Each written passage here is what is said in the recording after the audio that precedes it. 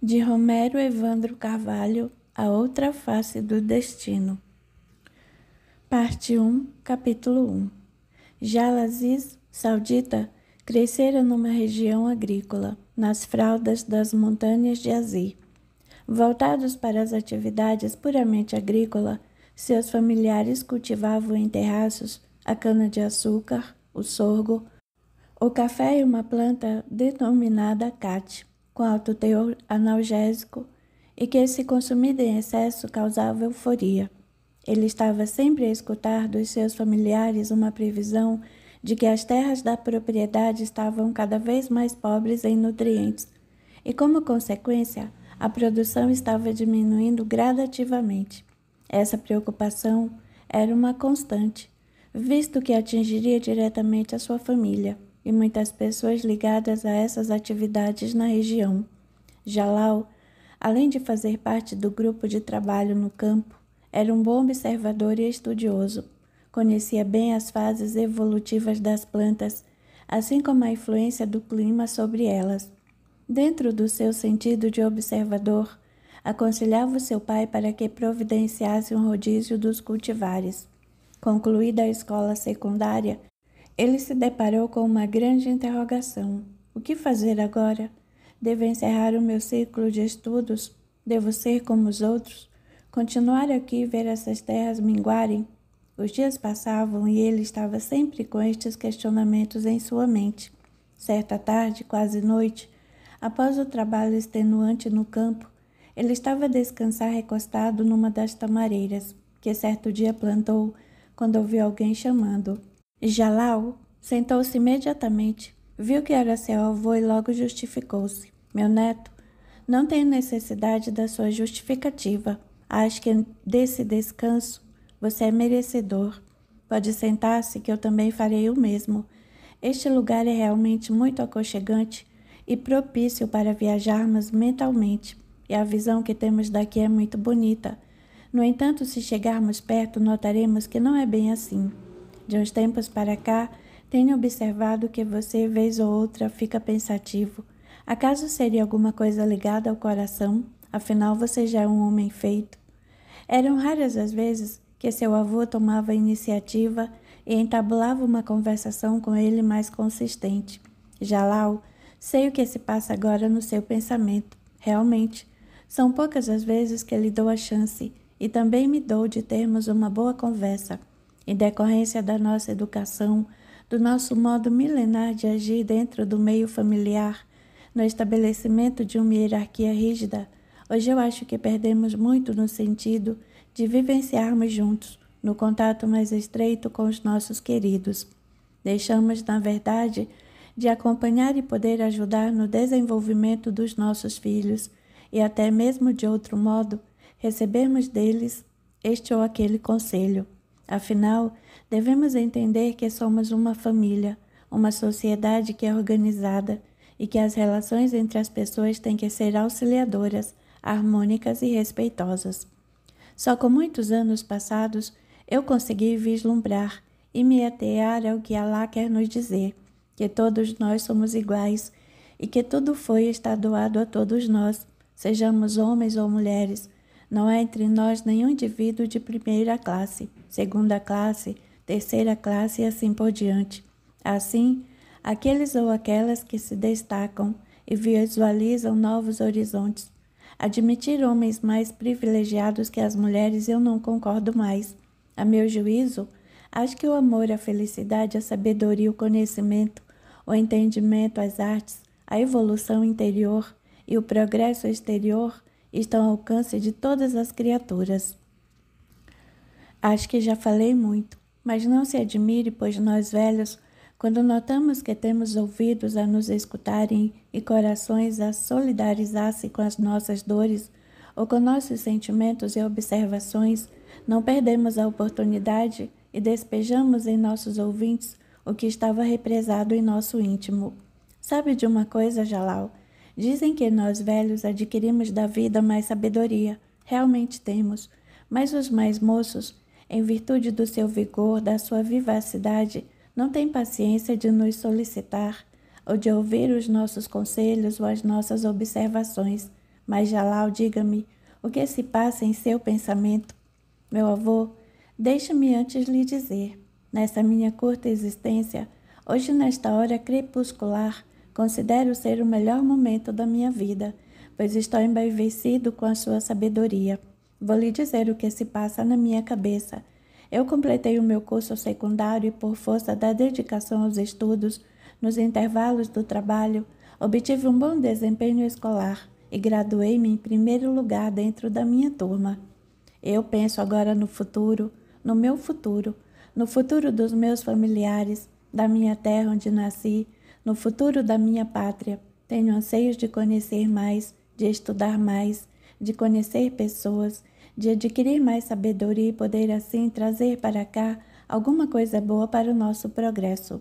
Meu querido neto, acho que esse sentimento, no que concerne a nós, seus familiares, a sua terra natal e ao seu país é enobrecedor. Devemos sempre agradecer às nossas raízes, aos nossos ancestrais e à terra que nos dá o teto e o fruto. Este é um sentimento importante que deverá estar sempre vivo em nossos corações. Agora, quanto ao seu futuro, isso é uma prioridade.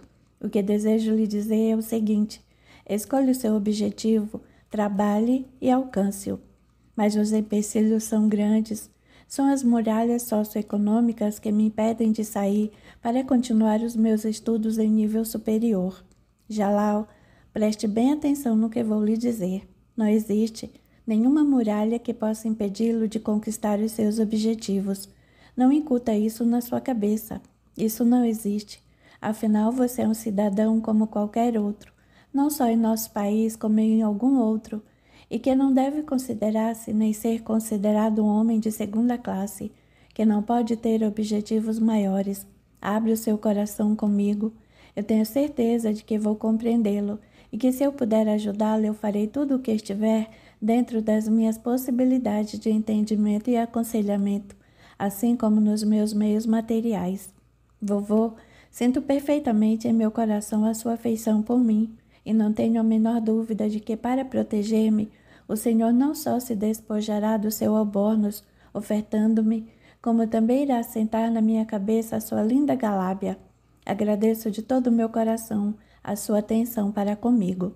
Jalal, meu neto, tenha como certo que de nada me adiantaria esse acúmulo de tempo que tenho experimentado, se não fosse para ter no meu coração o sentimento de amor, de fraternidade, de união e de ajuda.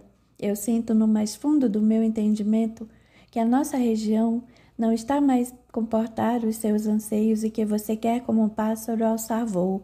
Quero mesmo, quero voar, mas não um voo recreativo. É minha vontade matricular-me numa universidade e cursar a faculdade de agricultura. Essa minha vontade está diretamente ligada a nós mesmos, que habitamos nessa região. Como o Senhor sabe muito bem, devido à sua observação de muitos e muitos anos, as terras agricultáveis da nossa região estão se degradando e, consequentemente, as diminuições de cada safra. Quero aprender a cuidar das nossas terras e poder oferecer ao nosso povo técnicas novas e assim possibilitar às gerações futuras melhores garantias para aqueles que se prestam, gostam e têm a necessidade de viver a ela vinculados. Eu não sei se você, em todos esses anos passados, sentiu falta de um diálogo mais estreito entre nós, mas eu lhe confesso, sem nenhum melindre, e me penitencio por não ter provocado mais vezes esses diálogos há muito mais tempo. Noto nesse momento que, se tivéssemos conversado mais, ambos teríamos aprendido muito. Sem querer demonstrar qualquer ostentação, por todos os meus largos anos de labuta, aprendi muito. Posso dizer que adquiri um pouco de sabedoria com o trabalho e com a observação da vida de uma maneira geral. Agora você, embora ainda muito jovem, já revela a sua sabedoria, que vem da sua própria alma que já nasceu com você. Capítulo 2. Jalal, nós temos um parente em Jeddah, é o meu irmão Mac, portanto seu tio-avô, que trabalha no ramo do comércio de tapetes e também tem uma função na administração do porto. Eu pretendo ir a Meca no próximo mês. Gostaria que você fosse comigo, pois quero recomendá-lo ao meu irmão para que você possa ficar sob a sua guarda e matricular-se na faculdade. Mas eu tenho que falar com papai e pedir a sua permissão. Quando você for fazer isso, eu quero estar na sua companhia. Vovô, que eu saiba, em Jeddah não tem a faculdade que eu quero cursar. A faculdade de agricultura está em Riad. Mesmo assim, vamos a Jeddah. Acho que Makin, por suas atividades, deve ter algum contato que possa nos ajudar, mas antes, vamos ao encontro do seu pai, devemos apressar esse assunto. Antes de se porem a caminho, foram surpreendidos por Mutanabe. Há tempo que os vejo aqui, o que confabulam? Meu pai, queremos falar com o senhor. Trata-se da continuação dos meus estudos. Ele contou os seus desejos e as razões dele. Muhammad, avô e pai, também opinou e prontificou-se em ajudar o seu neto. Pelo que posso notar, papai, para o senhor, o que pede Jalal já é algo certo e resolvido. Realmente, entre eu e Jalal esse assunto já está resolvido, mas nós aqui estamos para pedir a sua permissão e aquiescência ao projeto de vida do seu filho, que no meu entender será de grande proveito, não só para ele próprio, como para nossa estirpe e também para o nosso país, se tudo se desenrolar favoravelmente. Meu filho, avalie bem, eu não estou de nenhum modo deixando de levar em conta a sua autoridade de pai. Estamos aqui no desejo de obter a sua permissão e concordância para que o seu filho possa atingir os seus objetivos de estudo. Eu, como você disse, estou plenamente de acordo com as pretensões dele. Papai observa que Jalal é estudioso e que ele se destacou no curso que concluiu e que também é um bom observador do nosso trabalho. Acho muito bom ele fazer um curso superior de agricultura. Ficarei orgulhoso, mas há algo relevante que devemos considerar. Como mantê-lo estudando em Riad? Mutanabe, não vamos atropelar os acontecimentos.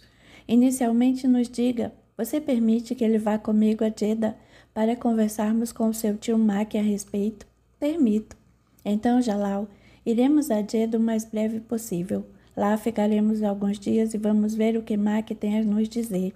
O que me parece é que, em virtude das atuações profissionais que exerce, ele possa ter um bom relacionamento com pessoas influentes.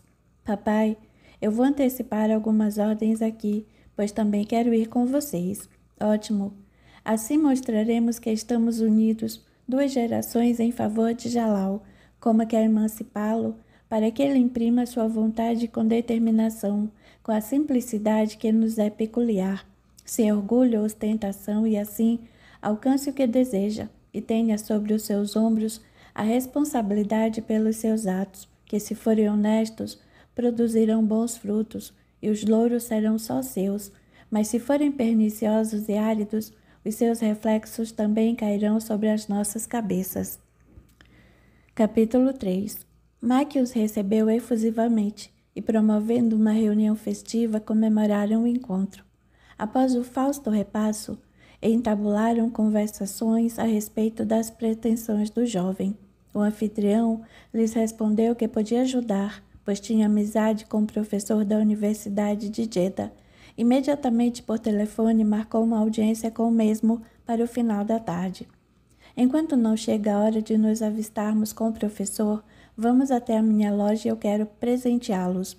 Tio Mack, por favor, nós aqui estamos a lhe pedir um favor. Não é justo que nos presenteie, disse Mutanabe. É um prazer, sobrinho. Por favor, recebam os presentes. Esse meu oferecimento brota do meu coração. Jalal se encantou com a construção soberba da Universidade Real de Jeddah. Frente ao professor, de modo desenvolto, ele expôs as suas pretensões e os objetivos que queria alcançar. Atentamente ouvido, recebeu do professor elogios e incentivo para que realmente encarasse os seus desejos com determinação, pois as dificuldades sempre existiram, mas que deveriam ser ultrapassadas com equilíbrio. Jalal, disse o professor, em nossa universidade nós não temos o curso que você deseja, agronomia. Esse curso só é ministrado em Riad, mas se é isso mesmo que quer, eu posso ajudá-lo. Tenho alguns amigos que lá lecionam. E o professor deu a Jalal uma carta de apresentação endereçada a um amigo, também professor, solicitando atendimento para os desejos do jovem junto à Faculdade de Agronomia. Amanhã eu me comunicarei com meu amigo para que ele o receba. Quando você pretende ir? Tenho que acertar essa viagem com meu pai e meu avô. Talvez dentro de uns 20 dias, não é, papai? Acho que dentro desse prazo poderemos adiantar o que tivermos que fazer de mais importante e viajarmos. Ótimo. Assim eu já alerto meu amigo e ele ficará aguardando. Jalal agradeceu o empenho do professor em ajudá-lo e prometeu muito estudo e dedicação para as necessidades do país. É isso mesmo que nós professores almejamos dos nossos alunos. Muito empenho em favor do nosso povo, acrescentou o professor. Maqui, Mutanab e Muhammad também agradeceram a atenção do professor. Maqui, amanhã iremos para Meca. Temos grandes motivos para com a nossa religião agradecermos o que conosco está acontecendo. Se você nos permitir, na nossa volta temos a intenção de ficar uns 2 dias aqui em Jeddah, para conhecermos melhor a cidade. Gostaríamos então de usufruir da sua hospitalidade. Meu querido irmão, sobrinho e sobrinho neto, é um grande prazer para o meu coração que isso aconteça. Venham à minha casa quando quiserem, e aqui se hospedem o tempo que desejarem. Se porventura eu aqui não estiver, estarei em negócios em Riad, e se isso acontecer, deixarei ordens para recebê-los como se eu aqui os recebesse. Como peregrinos chegaram a Meca, após cada um vestir 2 panos brancos sem costura, um enrolado na cintura e outro cobrindo a parte superior do corpo, percorreram orando as 7 voltas em torno da Caaba. Cumpriram outras obrigações religiosas e depois deveriam raspar a cabeça ou simplesmente cortar uma madeixa. Jalal raspou sua cabeça. De volta a Jeddah, eles não encontraram Maqui. Ficaram 2 dias em Jeddah e viajaram para Azir. Capítulo 4. Ao retornarem a Jeddah, Maqui lhes dá uma notícia de que, quando esteve em Riad a negócios, estabeleceu contato com um grande comerciante, seu amigo, e que este prometeu ajudar Jalal. Maqui então escreve uma carta de apresentação sobre o seu sobrinho neto, endereçada ao seu amigo Ibialav. Em Riad, avistaram com Ibialav grande comerciante. Sem perder tempo, rumaram para a universidade e, mesmo sem marcarem uma audiência, conseguiram encontrar-se com o reitor. Alav, que surpresa é essa? Não venha me dizer que você quer me vender algo, eu não estou comprando nada. Não, meu querido amigo reitor. Venho aqui junto com essa comitiva da região de Azir, região agrícola, apresentar-lhe este jovem que, admito, deverá ser uma grande promessa profissional para a nossa agricultura. Mas para isso, nós solicitamos a sua ajuda. Ele deseja matricular-se na faculdade agrícola. O reitor, homem experiente, sem valer-se do seu cargo, mirou fixamente os olhos do jovem. Sendo por este correspondido, constatou que à sua frente estava uma criatura de origem simples, mas determinada, e que ali estava respaldada pelo apoio presencial dos seus ascendentes e do seu dileto amigo, o que lhe permitia ponderar que não estava perdendo tempo. Meu jovem, você trouxe o seu currículo escolar. Está aqui, senhor. O reitor examinou-o detidamente e, depois de alguns minutos, perguntou: Mas, meu jovem, por que quer cursar a faculdade agrícola? São poucos os alunos que se interessam por ela. A maioria quer cursar a faculdade do petróleo, tecnologia ou computação. Senhor reitor, é sabido que a porcentagem da nossa área cultivada chega a somente 1%, e nós importamos 80% dos alimentos. Li certa vez que temos 1.750.000 quilômetros quadrados, e disso apenas 15% são terras cultiváveis, e desses, como já disse, apenas 1% dessas terras está sendo trabalhada. Por 2 causas, isso se justifica atualmente na minha análise: o nosso território árido e a falta de interesse que nesse último caso o senhor já mencionou. Mas se temos uma área territorial difícil com bastante aridez, a Austrália também a tem em grande proporção, Israel também, se considerarmos o tamanho do seu território, o Egito igualmente, os Estados Unidos e também poderemos considerar o Brasil, na sua região nordeste, embora a incidência de aridez não seja tão forte. No entanto, de alguma forma, eles estão obtendo sucesso no cultivo de parte dessas terras áridas. Assim sendo, eu penso, pelo menos essa é a minha pretensão de colaborar de alguma forma com o nosso país, a incrementar algo para termos mais alimentos para o nosso povo. O Senhor sabe que uma boa parcela do nosso povo está com problemas de desnutrição. O reitor, mais uma vez, analisou o histórico escolar e observou: você sempre foi um bom aluno. Alave, você disse que não iria me vender nada. Realmente não me vendeu, mas me trouxe talvez uma boa promessa para o futuro do nosso país. Eu quero investir na potencialidade desse moço, mas tem uma coisa que deve ser importante para você. Apontando para o jovem, eu vou acompanhá-lo de perto. Senhor reitor, eu agradeço a sua ajuda e lhe prometo muita dedicação. As aulas iniciarão dentro de 30 dias, mas a partir de hoje você já está matriculado informalmente. No transcorrer desses 30 dias, as matrículas estarão abertas. Nesse período, venha aqui com todos os seus documentos, que eu encaminharei para formalmente realizar a sua matrícula. Amigo reitor, convido-o para fazer-me uma visita. Temos ótimas novidades. Está bem, Alave. Qualquer hora eu passo por lá. Despediram-se todos, imensamente agradecidos. Antes de saírem do prédio, Jalal manifestou seu desejo de avistar-se com o professor para o qual tinha uma carta, de outro professor da Universidade de Jeddah. Nesse encontro, Jalal comunicou provisoriamente já estava matriculado na Faculdade de Agronomia. Foi cumprimentado pelo professor, que se dispôs a ajudá-lo no que fosse da sua alçada. Senhores Mohamed, Mutanab e meu jovem Jalal, convido-os para que se hospedem em minha casa, o tempo que quiserem, antes de regressarem a Zi.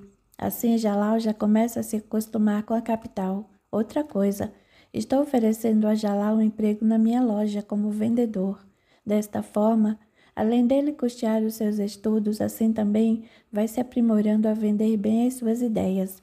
Sabe, Jalal, nessa nossa vida nós estamos constantemente vendendo alguma coisa, seja algo material ou nossas ideias. Em uma loja, você aprende a vender não só a mercadoria, como também a entender a ideia do comprador, e assim você oferece o que realmente ele quer e desta maneira ficam satisfeitos o comprador e você que é o vendedor. Dessa maneira, obtém-se o lucro, seja em dinheiro ou em atitudes, e a compreensão de outras pessoas com relação a você, em seu favor. Nessa vida, tudo o que tivermos em nosso favor é muito bom, principalmente o bom conceito que as pessoas fazem de nós. Os três, pai, filho e avô, chegaram até a beijar as mãos de Alave, de tão agradecidos que ficaram com a atenção que lhes fora dispensadas de forma bondosa e até caridosa.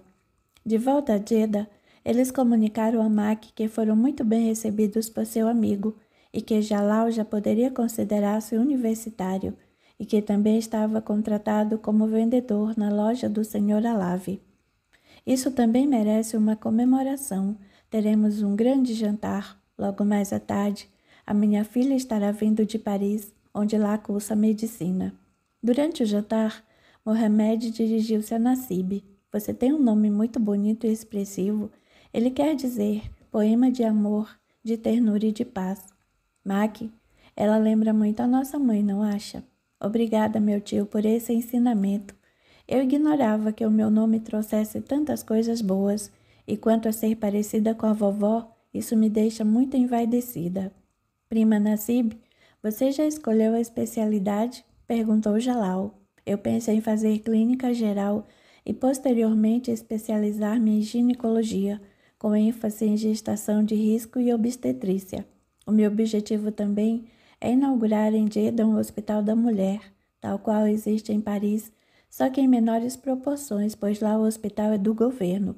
Seus propósitos são ótimos, minha filha, pois vão ao encontro das necessidades que enfrentamos. Acho que toda nossa região necessita desse tipo de tratamento específico para a mulher, disse sua mãe. Quem sabe, minha filha, quando você voltar como médica, com a especialidade que deseja, poderemos de alguma forma reivindicar do nosso governo a construção desse hospital, acrescentou Mac. Capítulo 5. E Jalal iniciou seu curso de agronomia. Realmente, ele constatou o que o reitor havia lhe dito. Não eram muitos os alunos interessados no ramo, da região de Azia, somente ele. Como bom observador, notava um clima bem liberal dos estudantes veteranos de outras áreas. Muito embora a disciplina escolar fosse rígida, sempre havia aqueles alunos que faziam questão de serem notados na ostentação da riqueza. Carros últimos tipo alemães, japoneses e americanos. Ele observou essas demonstrações e logo seu pensamento se voltou para os menos favorecidos, que com dificuldade levavam a vida muitas vezes desnutridos, com a saúde abalada e com poucos recursos e ainda morando muito mal. Jalal estava sempre em contato com os seus familiares por meio de cartas, em que nela contava as amizades firmadas com o reitor e com o senhor Alave, e com outros colegas, principalmente com uma estudante indiana, filha do vice-cônsul da Índia. Dizia o seu avô que gostava de estar na companhia dela. Belari, estudante de medicina, era uma moça muito agradável, simpática, além de muito bonita, sendo que ela prontificou-se a ensiná-lo a língua inglesa, alertando-o de que se ele fosse fazer uma especialização no exterior, deveria conhecer o idioma. O tempo passava e a sua amizade pela jovem Belari firmava-se. Nos seus estudos, ele desenvolvia com sucesso e, paralelo a isso, cumpria como todo árabe as normas da religião islâmica, embora considerasse particularmente em alguns pontos muito rígida. No último período de férias, alguns meses antes do término do curso, a faculdade organizou uma excursão de estudos ao vizinho Egito, com o objetivo de observar e analisar como aquele país estava enfrentando as dificuldades para a produção de alimentos. Jalal conseguiu com o senhor Ibialave a dispensa do trabalho por alguns dias e rumou com outros colegas e professores para a cidade do Cairo. Lá foram recebidos por uma delegação da Universidade do Cairo e logo entabularam encontros e estudos a respeito da produção agrícola, assim como das políticas econômicas direcionadas exclusivamente para a agricultura, e também analisadas as medidas para as suas eficácias.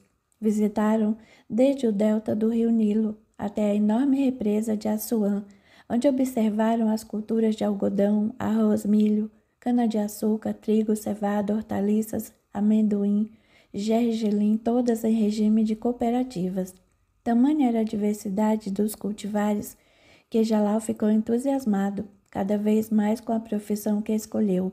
Visualizava grandes possibilidades para ajudar o seu país. Completados os estudos, observações, demonstrações e relatórios, eles tiveram alguns dias de folga. No oásis de El Faian, que se localizava numa grande depressão no deserto, Jalal ainda se deteve em observar, analisar e anotar o cultivo do algodão, a principal cultura do país e também do linho. A certo momento, enquanto estava a admirar a beleza de um grande canteiro de nenúfares, acercou-se dele um senhor de tez escura, maltratada pelo sol, barba volumosa, que lhe dirigiu a palavra em idioma desconhecido. Jalal virou-se para o seu acompanhante egípcio, técnico agrícola, responsável pela cooperativa local, com um ar de interrogação. O técnico, em seu auxílio, disse: "Ele fala num dialeto regional e está a lhe desejar boas-vindas a este lugar." Jalal agradeceu a acolhida e aquele senhor se afastou. "Quem é aquele senhor?" perguntou curioso. "Ele tem o hábito de ficar por aqui nesta época do ano por uns dias, depois desaparece. Diz ser um neve do deserto. Neve quer dizer um homem que fala do futuro das pessoas. É também um vidente." "Interessante", aduziu Jalal. No momento de despedir-se do técnico, ele escutou Jalal. Era aquele homem novamente, um Nevin.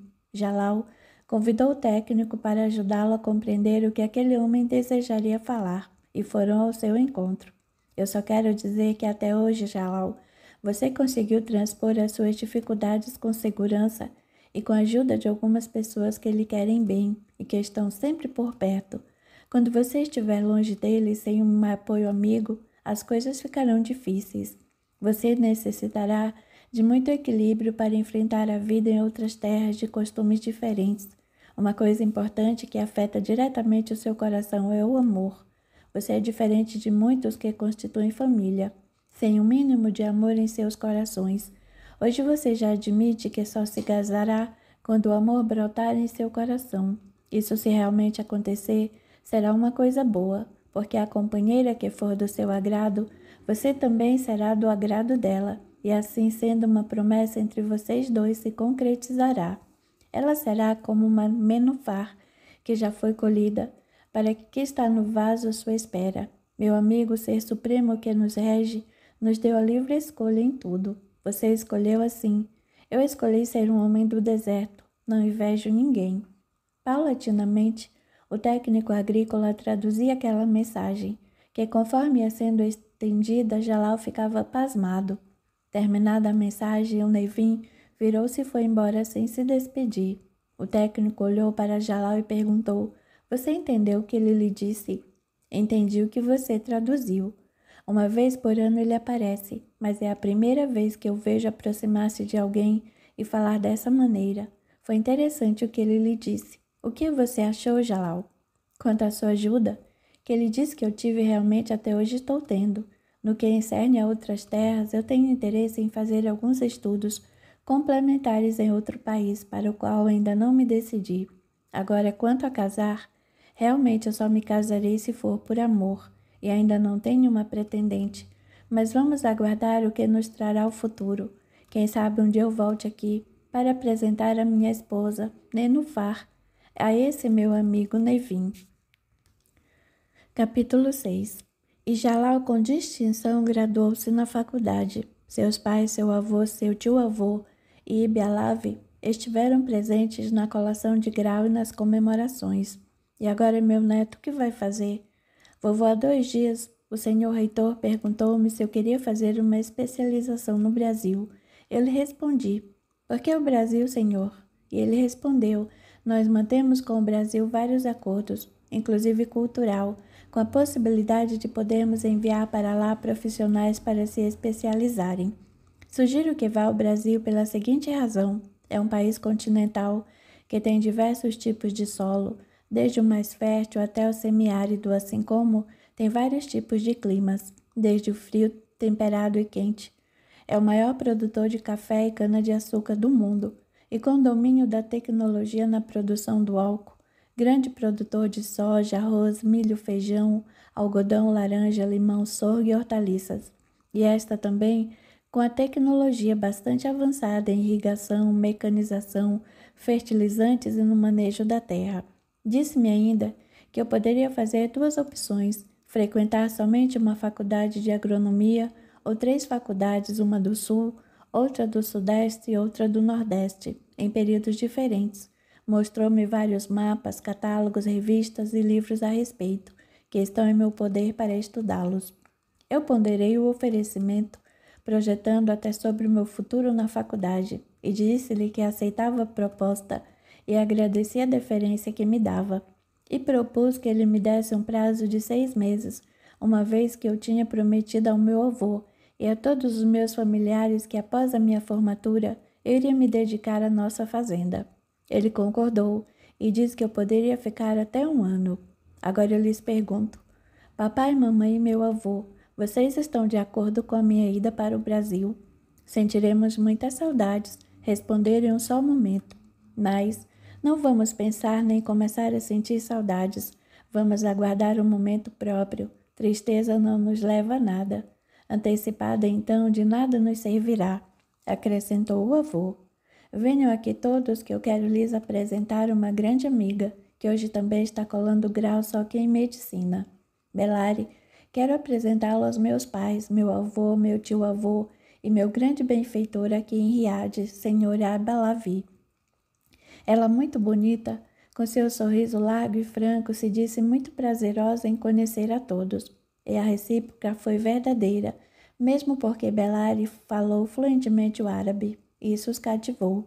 Ela comentou que estava na iminência de viajar para a Índia, por causa dos acontecimentos desastrosos que lá estavam ocorrendo, com grandes precipitações chuvosas e que, em razão disso, muitas pessoas já tinham perdido a vida, em decorrência das enchentes e das doenças que estavam se alastrando na cidade de Bombaim e região. e que agora, como médica, vou me esforçar ao máximo para minimizar o sofrimento daqueles que foram atingidos e que estão sofrendo todo tipo de dificuldade. Já lá eu tenho quase certeza de que amanhã mesmo deveremos viajar. Veja, lá vem papai e mamãe, acho que deveremos ir. Cumprimentaram-se e em seguida despediram-se, sem antes Belari lhe dar o seu endereço eletrônico. De volta para o seu país, Belari realmente constatou a extensão da catástrofe. Muitas cidades atingidas estavam alagadas e com centenas de mortos e milhares de desabrigados. As equipes médicas, numa das quais Belari se engajou, se esforçavam ao máximo para o melhor atendimento, mas se a chuva não desse uma trégua, as dificuldades se multiplicariam. Além da falta de acomodações aos desabrigados, eram escassos os alimentos, água potável e medicamentos. Os hospitais estavam com falta de leitos e a leptospirose e a leishmaniose estavam no auge do alastramento. Belari se desdobrava nos atendimentos, passava noites em claro nos cuidados daqueles desafortunados. Muitos morriam à sua frente e em seus braços, principalmente crianças, e ela se abatia, chorava, reconhecia-se impotente frente a tamanha calamidade. Em várias ocasiões, chegava a interpelar às vezes com veemência ao seu Deus Brahma, que para ela naquela hora de angústia não ajudava em nada. Certa vez Belari não sabia quem atender, em decorrência de tanta gente necessitada, e em consequência disso, começou a crescer dentro de si um tormento, um desespero, uma vontade de sair em desabalada carreira, quando ela ouviu alguém chamar: "Doutora, doutora!" Percebeu que a voz vinha de um canto da enfermaria que estava lotada. Era um senhor idoso, deitado no chão frio, com apenas um lençol muito sujo a cobri-lo. Olhou para aquele quadro melancólico, consternador. Chamou uma atendente para auxiliá-la a acomodar melhor aquela criatura, que já se encontrava com dificuldade de respirar e se mostrava ofegante. E o velho falou com dificuldade, apoiado nos braços de Belari: Não mexam comigo. Acho que chegou a minha hora. O que eu tinha que fazer e sofrer neste mundo vai se encerrar agora." Ele fez uma pausa para angariar um pouco mais de forças que ainda lhe restavam e continuou quase que sussurrando: "Mas para a senhora, doutora, ainda há uma longa estrada de alegria, porque vai curar muitas pessoas, mas há um caminho de muita tristeza também. Seja forte, firme e equilibrada, e esteja atenta. O lugar calmo onde estiver se tornará violento. Há muitos loucos e fanáticos soltos pelo mundo, e estão aí só para destruir. Desejo que a senhora seja muito feliz." E o velho cerrou seus olhos, seguido de uma pequena agitação por todo o seu corpo, e deu-se o desenlace. "Doutora", disse a atendente, uma senhora bem grisalha, "nós não poderíamos fazer mais nada por ele, a não ser aquilo mesmo que a senhora fez, que foi aconchegá-lo nos seus braços. A doença minou terrivelmente as poucas forças que ele tinha. Mas o que me causou estranheza foi que ele não se desesperou. Estava resignado, aceitando até com tranquilidade a chegada da morte. E outra coisa, aquelas palavras dirigidas a mim estão me causando uma grande interrogação no meu interior. Doutor, esse homem era um desses rixes videntes que pressentem o nosso futuro. A jóia em seu turbante assim o revela. E a senhora acreditou no que ele lhe disse? Eu também lhe desejo muitas felicidades e que tudo corra bem em sua vida." Em Azir, Jalal inicialmente analisou as terras da fazenda, tirou várias conclusões e propôs ao seu pai algumas mudanças que deveriam ser implementadas gradativamente, tais como a correção do pH da terra e o adensamento do cafezal e da cana-de-açúcar. Propôs também para o futuro a montagem de uma pequena usina de açúcar, com possibilidade de também fabricar álcool para uso medicinal e hospitalar.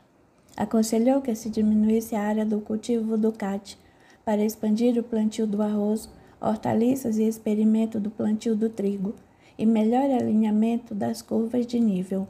Muhammad ficou radiante com as iniciativas do seu querido neto. Com o tempo e com critério, as sugestões foram implementadas com sucesso. Capítulo 7.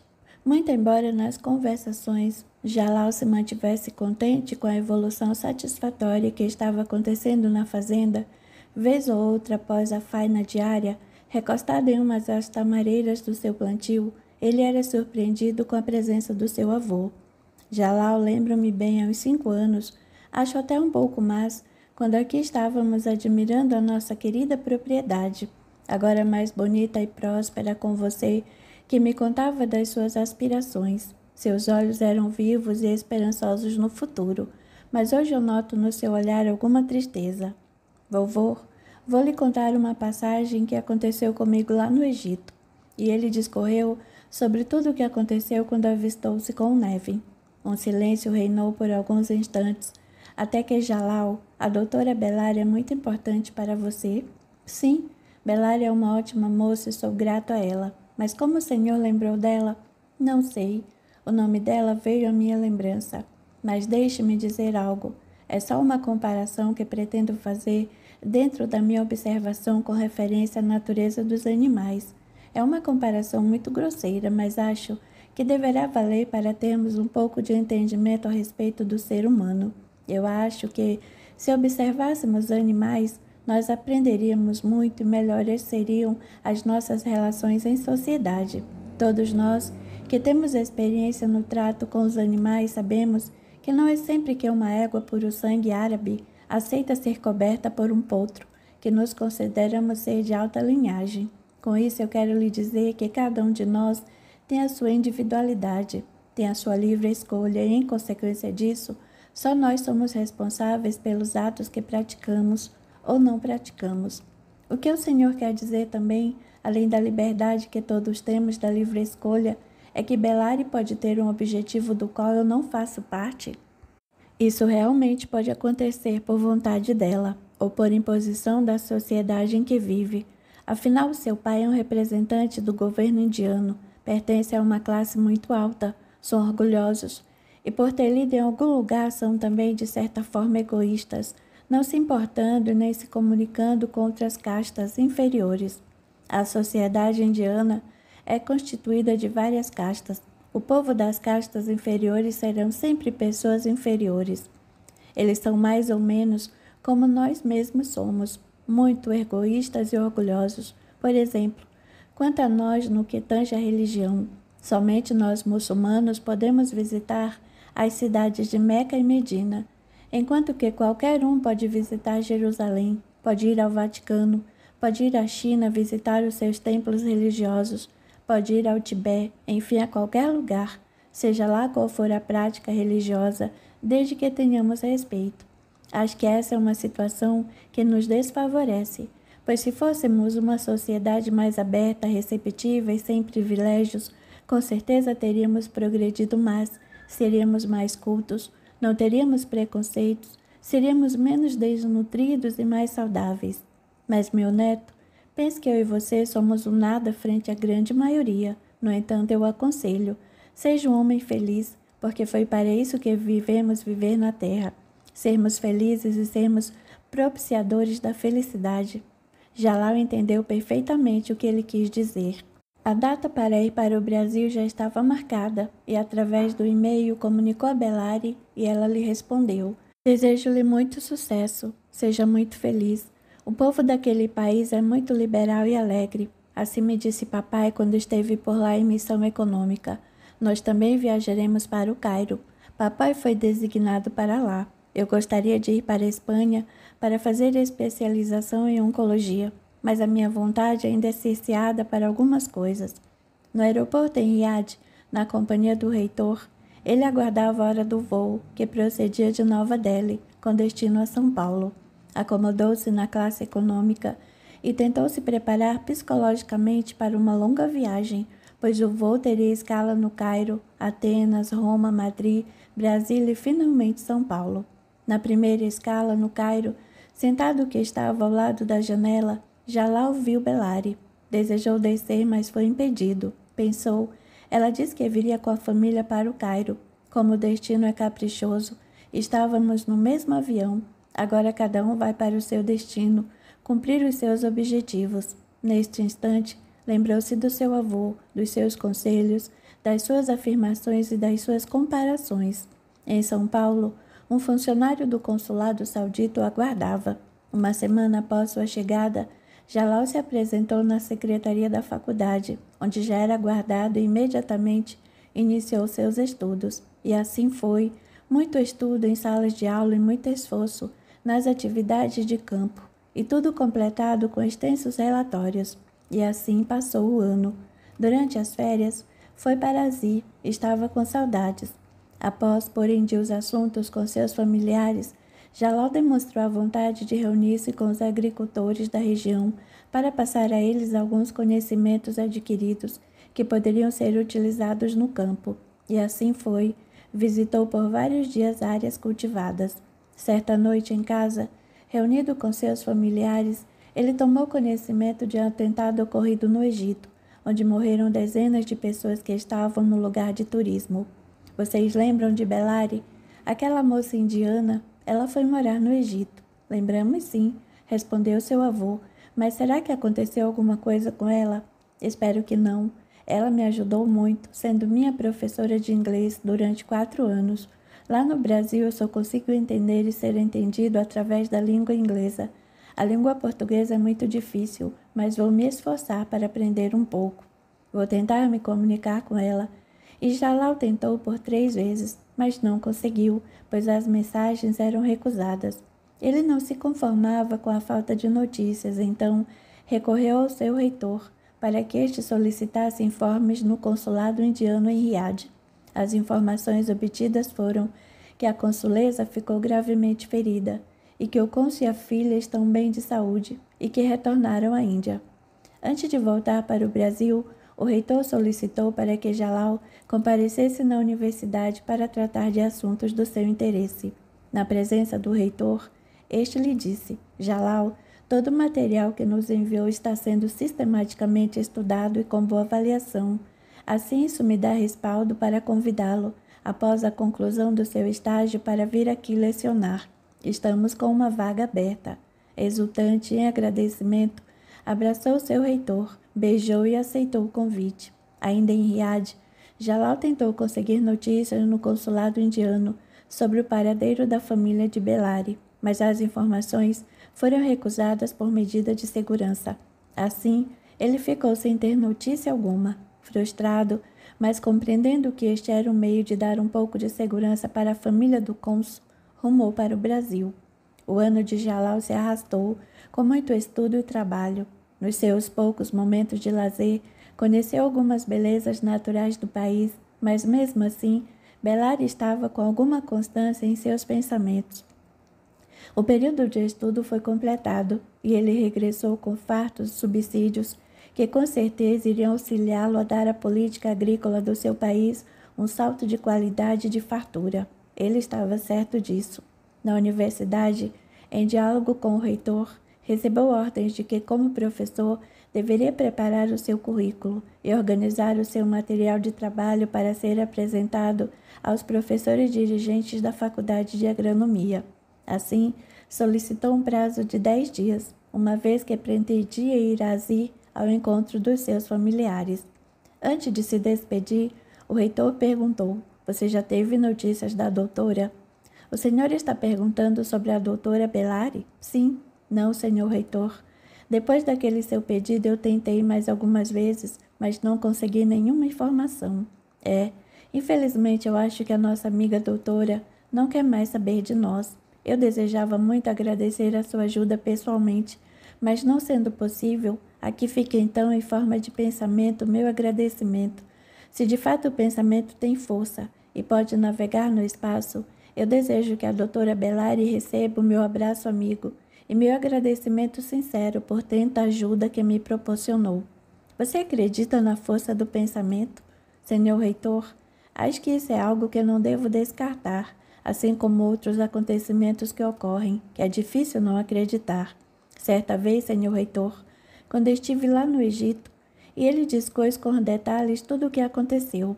Pela sua descrição, ele previu que você viajaria para um país de costumes bem diferentes do nosso, mas quanto ao amor, parece que ele deixou dúvidas. Você já tem uma pretendente? Não, senhor, ainda não tenho. Mas o reitor, acostumado no trato com as pessoas, lia na fisionomia de Jalal uma resposta não muito afirmativa. Jalal Você agora vai viajar para Asi. Na sua volta, quer passar uma semana de férias e espairecer um pouco na Índia? É um país muito interessante, uma civilização muito antiga, de cultura milenar e cheia de mistérios. Lá, você bem sabe, eles também cultivam em terraços. Acho que você pode ser interessante. Quanto aos gastos, não se incomode. A universidade se responsabilizará. Só queremos no final uma prestação de contas. Jalal ponderou a oferta e a intenção do reitor e aceitou o convite. Logo que chegou em Nova Delhi, solicitou uma audiência no Departamento de Relações Exteriores.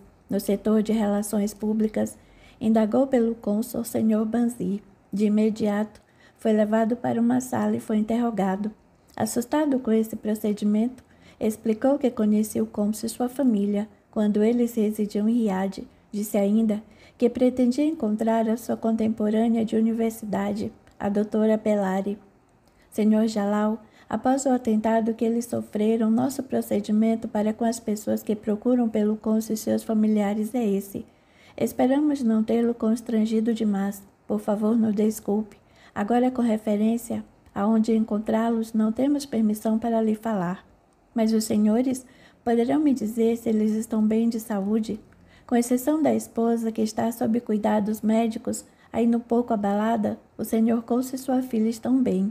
É meu desejo, então, que os senhores recebam e encaminhem os meus votos de rápido restabelecimento para a senhora consulesa e que sejam portadores do meu abraço fraterno e amigo para o senhor cônsul e sua filha Bellari. A vontade de Jalal era voltar imediatamente para Riad. Quando caminhava a esmo, ficava de frente para uma casa de turismo. Entrou e comprou um pacote turístico para a cidade e região adjacente. Nova Delhi, com soberbas construções dos seus templos, entusiasmou Jalal, que tentou avaliar a religiosidade daquele povo e sua cultura milenar. Ele fotografou tudo. Chegou a visitar uma região agrícola onde se cultivava o arroz em terraço. Anotou todos os procedimentos, desde as técnicas de plantio até o armazenamento do produto, além de adquirir uma boa quantidade de sementes para plantar como experimento em Asi e recolher várias receitas para o consumo.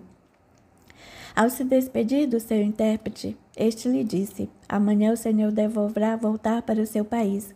Então, senhor Jalal, o senhor vê aquele pequeno templo?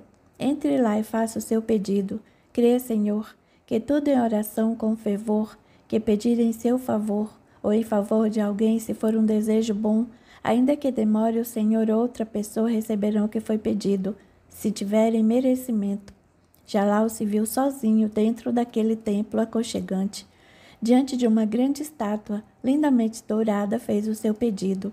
Bellari, meu desejo é que no seu caminho você encontre sempre a saúde e a felicidade. Ao término das pequenas férias, o trabalho e os estudos o aguardavam sem demora. Extensos relatórios e várias planilhas foram produzidas e apresentadas ao setor competente da Faculdade Agrícola. De todos esses trabalhos compilados, um livro foi editado para fazer parte do acervo didático do curso. O tempo de Jalal estava totalmente preenchido. Nas raras horas de lazer, ele ia visitar o Sr. Alave na loja onde trabalhou e conversar sobre a economia do país, uma vez que o comércio era o melhor termômetro para essa averiguação. Além do que, o Sr. Alave era uma excelente companhia e que sabia de quase tudo sobre o que acontecia de mais importante em Riad. A cada 30 dias, Jalal viajava para Azir. Capítulo 8. O ano fluiu com celeridade. Após uma reunião de avaliação do ano letivo, o reitor convidou Jalal para uma reunião particular no seu gabinete. Sente-se e me diga como está se sentindo neste primeiro ano como professor titular. Senhor reitor, primeiramente, mais uma vez, quero agradecer tudo o que fez por mim, desde o primeiro dia que nós nos entrevistamos, até este momento do qual privo da sua inteligência companhia como reitor, e se me permite considerá-lo como meu amigo. Na titularidade como professor, confesso ao Senhor que o que faço com o maior prazer, com gosto, com empenho, com interesse, para que o meu ouvinte capte o que de melhor ele achar das minhas explanações. Ótimo, professor. Fico muito contente com o seu relato e muito feliz por você ter me dado a oportunidade de um dia, de alguma forma, tê-lo auxiliado. Então agora vamos tomar um chá de alecrim para comemorar. Além de ser um chazinho gostoso, ele é muito bom para revigorar o nosso coração. Mas o senhor tem problemas no coração? De certo modo, meu caro professor, analisando e respondendo com liberdade esse seu questionamento sobre o horizonte bem largo, amplo, eu acho que todos nós temos problemas de coração, uns com problemas diretamente ligados ao órgão, outros problemas alheios a ele, mas quando esses problemas calam fundo em nosso peito, dizemos que estamos com o coração dolorido. Eu os tenho. Acho que por minha idade, com todos esses anos de atividade constante na vida profissional, sofrendo pressões as mais diversas e, em contrapartida, pressionando também para ver satisfeitos os meus objetivos e cumprir as metas propostas pela universidade. Acho que isso fez com que houvesse um desgaste natural do órgão. Essa é a opinião de um leigo. E você, Jalal, que ainda é jovem, não tem problemas para aquelas questões direcionadas ao lirismo, à afetividade, ao amor que tocam as fímbrias do coração? Jalal olhou bem para o seu amigo reitor e respondeu: tenho sim, e admito que por enquanto eles estão no plano da insalubridade. Escute bem o que vou lhe dizer, com base no que vi e ouvi. Por sinal, os meus familiares são as únicas pessoas que têm conhecimento do fato, e agora você também terá a oportunidade de saber.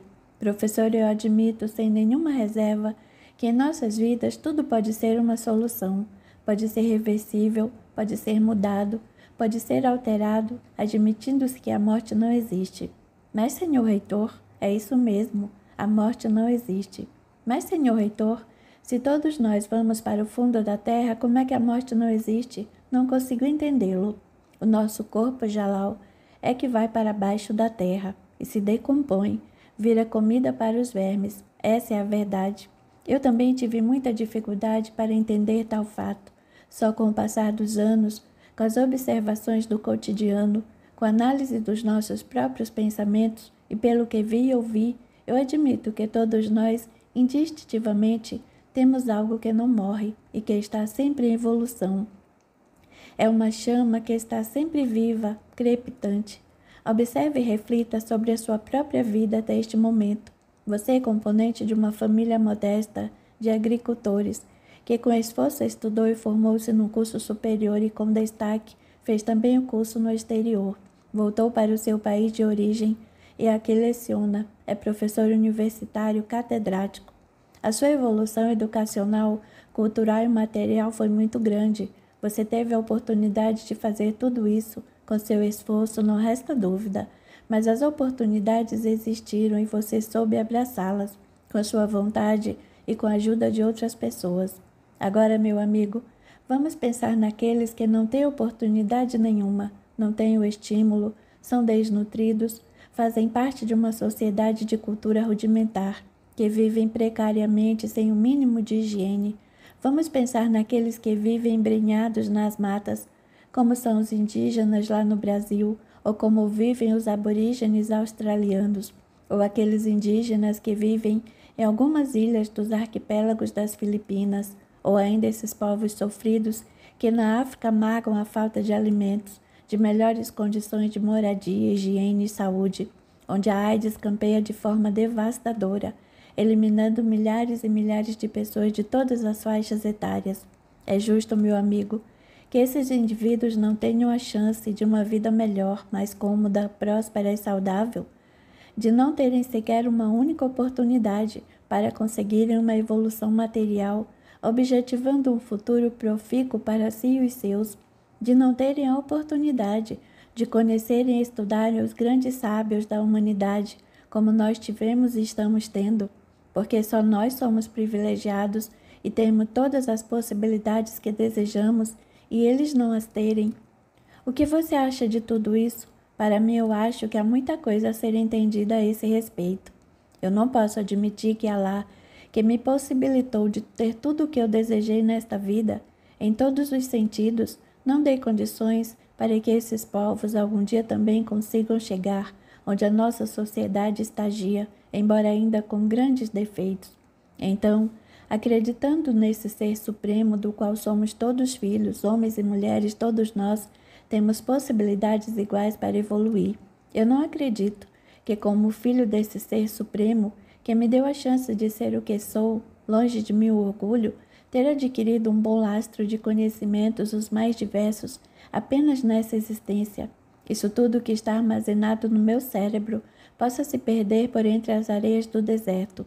Como eu aqui e agora, não quero perder nenhum ente querido. O ser supremo do qual sou filho admito que não quererá me perder.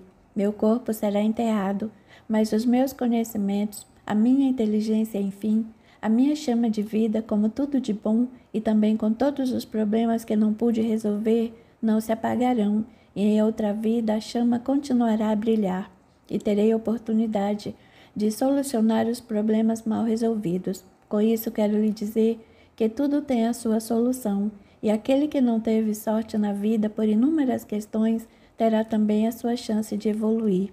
Então, Jalal, se nós estamos nesse estágio atual, os nossos beduínos, que hoje só vão de oásis em oásis, peregrinando pelos desertos, também terão o direito de progredir em suas vidas, e acredito, renascendo e cada vez mais evoluindo sempre, espiritualmente e materialmente, e também chegarem a ter uma vida como nós atualmente temos, se não até melhor. Senhor Reitor, acho que para completar o seu pensamento da tese que expõe, falta dizer o que é quando afirma que viu e ouviu. Sim, é isso mesmo. Eu vi e ouvi, algo que vem reforçar e provar o que lhe digo, que nós não morremos. Certa vez, aqui na universidade, um jovem universitário desmaiou num dos corredores, e quando voltou a si, falava coisas que ninguém entendia. Trouxeram o moço à minha presença, fiz com que ele se sentasse nessa cadeira onde você está e perguntei: "Você pode me dizer o que aconteceu?" Ele respondeu, mas tive dificuldade de entendê-lo. Então solicitei que falasse um pouco mais devagar, e assim ele fez. Falava em francês. Eu entendi. Ele dizia que tinha sido um engenheiro e que tinha morrido num acidente na barragem de Assuã e que o seu nome era Didier Falaig. Perguntei em que cidade havia nascido e ele respondeu que tinha nascido em Alexandria, no ano de 1930, mas que tinha sido educado na França. Disse a ele que eu não duvidava da sua identidade nem daquela manifestação, mas que, em virtude daquela ocorrência ser inédita, eu necessitava de mais algumas informações e se ele poderia dar. Respondeu que sim. O senhor disse que morreu num acidente em Assuã. Poderá nos fornecer mais alguns detalhes? Foi em 1968, em um acidente ocorrido na barragem. Senhor Didier, como o senhor está falando da sua morte, eu penso então que o senhor não morreu, pois quem morre não fala mais nada. Eu também pensava assim, mas o lado de cá é bem diferente e ninguém morre. Nós podemos saber o que o senhor deseja ao estar falando através desse jovem. Se não fosse por culpa dele, eu não teria morrido. Culpa de quem, senhor Didier? Culpa desse, por quem eu falo.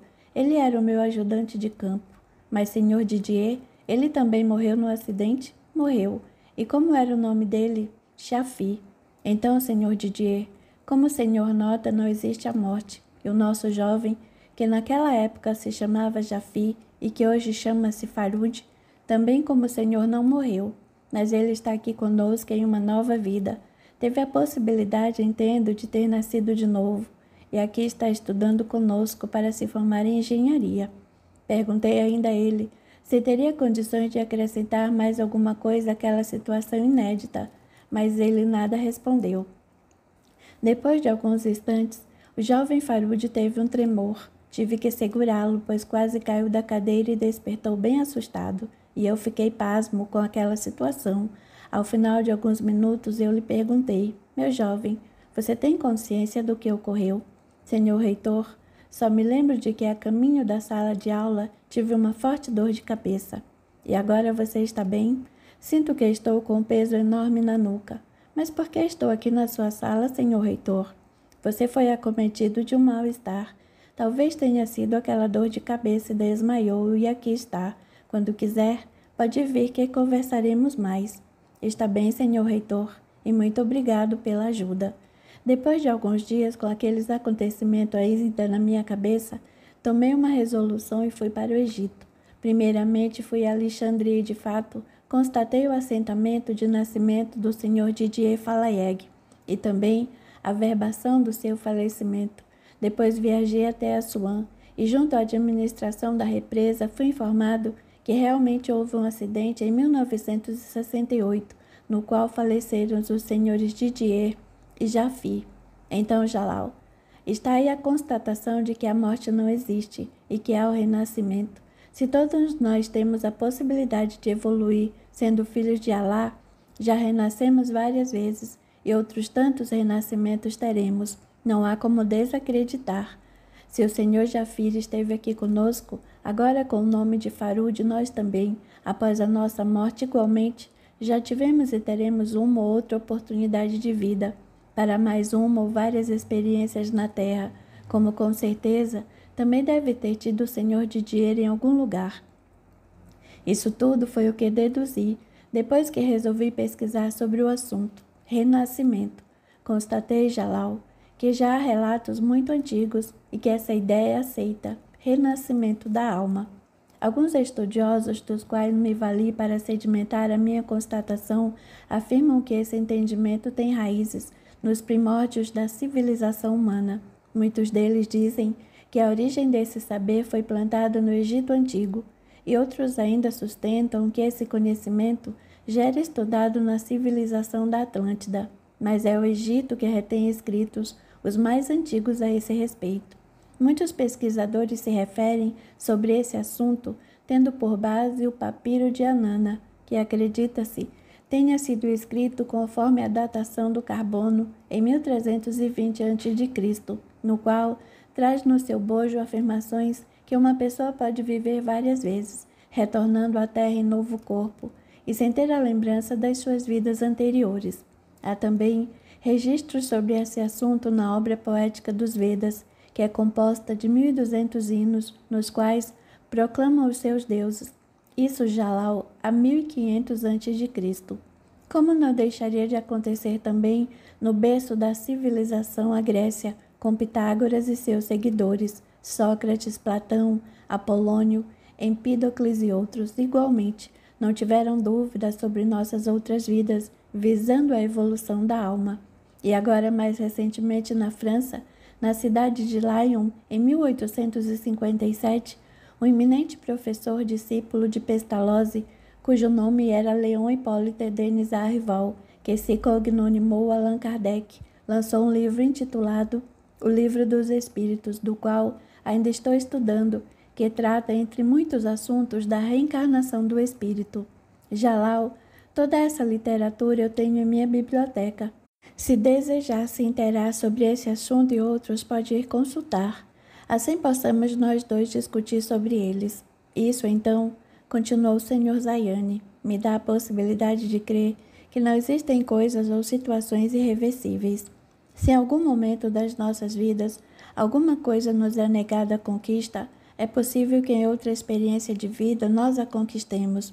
Eu entendo que nesse retorno que todos deveremos ter a uma nova vida, muitas coisas podem ser vistas e revistas, e os conhecimentos podem ser adquiridos, mas nunca perdidos. Eu não tenho domínio dessas situações novas, mas gostaria de me aprofundar nesse assunto. Acho apaixonante. Senhor Reitor, confesso que isso tudo me deixa não confuso, porque os seus relatos são convincentes, mas me deixa meio atônito. As manifestações de perdas de entes queridos que comumente ocorrem são muito ostensivas. Se todos nós tivermos o entendimento de que a morte de um ente querido não existe e que algum dia ou em algum lugar nós nos encontraremos, não teremos que sofrer tanto com a separação, a não ser ficarmos um pouco saudosos pelo convívio. Bem, Jalal, vamos deixar esses assuntos de lado. Não poderemos resolver nada a não ser aquilo que se põe à nossa frente como palpável. E o que é concreto é este chá de alecrim, em que você está convidado a ir amanhã à minha residência. Eu quero comemorar com os meus familiares e alguns amigos meus 40 anos de dedicação à educação. Não aceito negativa de sua parte. E a noite chegou, e Jalal compareceu. Meu jovem professor, não se sinta inibido entre nós mais velhos, e já com tempo de aposentadoria. Estamos todos no mesmo trapiche, e cada um com a sua bagagem aguardando o dia da viagem maior. Todos riram das afirmações jocosas do reitor. Senhor reitor, não estou inibido. Este é o meu feitio, está sempre reservado, e este é o momento mais para isso mesmo, pois é da observação e atenção junto aos senhores que eu tenho a oportunidade primorosa de um grande aprendizado. Aproveitaremos todos, Jalal, esses momentos de convívio, que nada mais são do que uma coexistência, que é o que se realiza ao mesmo tempo, é simultâneo. Então estamos aqui numa troca simultânea de conhecimentos entre nós, idosos, e você, jovem, que todos admiramos muito pela grande dedicação que se propõe a fazer a favor da Faculdade de Agronomia. Senhor reitor, os benefícios que estão acontecendo, que por mim foram implementados, são da minha obrigação como professor e educador, nada mais que isso. Em certo momento da conversação, o senhor reitor dirigiu-se a uma moça que passava em um ambiente contíguo e chamou-a. Laila, por favor, venha até aqui, que eu quero lhe apresentar o nosso professor de agronomia, senhor Jalal. A moça, muito bonita e simpática, com um belo sorriso largo, cumprimenta aqueles que já conhecia e foi apresentada a Jalal. Ficou ali por alguns instantes, mas logo retirou-se, visto estar atarefada nos preparativos para o jantar. Durante o jantar, um dos participantes disse: Senhora Jade e senhora Laila, o jantar que prepararam está delicioso e, sem sombra de dúvidas, está mais para um banquete, o qual muito bem o nosso reitor merece. Opinião que foi acompanhada por todos. Capítulo 9. Jalal, em seu apartamento, sentou-se à sua mesa de trabalho e foi acometido de uma onda forte de saudades dos seus entes queridos. Diante da fotografia do seu avô, ele lembrou aquela figura afável, compreensiva e amorosa que tanto lhe ajudou e que continuava ajudando como exemplo a seguir para toda a sua vida. Na cadeira executiva, ele reclinou-se relaxando e dormiu. Acordou assustado na alta madrugada com o telefone tocando. Atendeu, era seu pai, que lhe disse: Jalal, meu filho, papai não está passando bem de saúde. Venha o mais rápido que puder. Nós estamos levando para Jeddah. Não tendo mais condições de conciliar-se com o sono, e diante da fotografia do seu ícone, seu pensamento percorreu milhas e milhas com o desejo ardente de que o seu querido avô se recuperasse do mal que o acometia. Mas um expressivo presságio lhe revelava que teria chegado o momento do seu querido avô partir. Jalal, já por algumas razões, tinha certeza que o seu avô iria somente deixar esse convívio terreno, indo habitar em outro plano após o desenlace. Com o raiar do dia, ele entrou em contato telefônico com o reitor e comunicou o acontecido e queria viajar para Jeddah. Nessa mesma manhã ele viajou. À noite, Jalal está no saguão do hospital, onde encontrou seu pai. Abraçaram-se e lágrimas rolaram. Jalal, acho que nós perderemos aquele que foi e continuará sendo o nosso maior entusiasta. Papai, como disse o médico, teve um acidente vascular cerebral expressivo. Ele está muito mal e tem poucas chances para que o quadro se reverta. Ainda abraçado com seu pai, Jalal chorou convulsivamente. Passados alguns instantes, mais equilibrado, Jalal dirigiu-se ao seu pai. Papai, por todo esse tempo o senhor sempre esteve bem próximo do vovô, nos momentos os mais diversos. Então, como o caso dele é muito grave, vamos solicitar ao médico que transfira para um quarto comum, mas com todos os cuidados, e aí teremos a possibilidade de mais uma vez ficarmos juntos, como Hamad, Aziz, e por derradeiro sentirmos, ainda que seja pouco, seu calor, e compartilharmos as nossas energias, amando e agradecendo a figura ímpar de homem que foi, que continuará sendo em nossas lembranças. Após o funeral, todos muito tristes reuniram-se e cada um contou essa ou aquela passagem que tiveram com o senhor Mohamed, e todos coincidentes no que diz a respeito à sua bondade, afabilidade e doçura para com todos. Sempre havia em suas palavras o ensinamento de bom ânimo. Jalal, a certo momento, pediu a atenção de todos e começou a narrar um fato que o seu reitor lhe contou sobre a morte. Meu filho, isto é algo inusitado, mas que bem analisado, sem paixões, sem fanatismo, poderemos concluir acreditando, ainda mais sendo relatado por uma pessoa de grande credibilidade. Portanto, acho que não devemos duvidar. Certa vez, eu ainda era jovenzinho e presenciei um encontro de sua avó com o Nevin, quando do falecimento da minha irmã, sua tia. Mamãe estava inconsolável quando se acercou dela o homem, dizendo: ela está indo, mas irá voltar muito longe daqui. Acho que minha mãe não deve ter entendido o que aquele homem disse, nem eu. Mas agora, com esse relato sobre o jovem Farude, que morreu lá no Egito e tornou a nascer aqui no nosso país, acho que o Nevin desejou dizer que a minha irmã nasceria em outro lugar, longe do nosso convívio. E se um dia ela vier, será que vamos reconhecê-la? Seria muito bom que ela viesse ter conosco.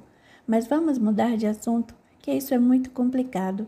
Há quase 60 anos que tudo isso aconteceu e até agora não sei se minha irmã nasceu de novo ou não. Se ela nasceu, será muito bom que o destino nos mostre e a gente venha a saber e a conhecê-la e assim vivemos, quem sabe, numa mesma família. Isso será muito bom. Ela era bonitinha. Jalal, papai deixou algumas coisas escritas que ele me recomendou que fossem conhecidas por nós somente após sua morte e aqui estão. Papai, ao senhor compete romper o lacre e ler.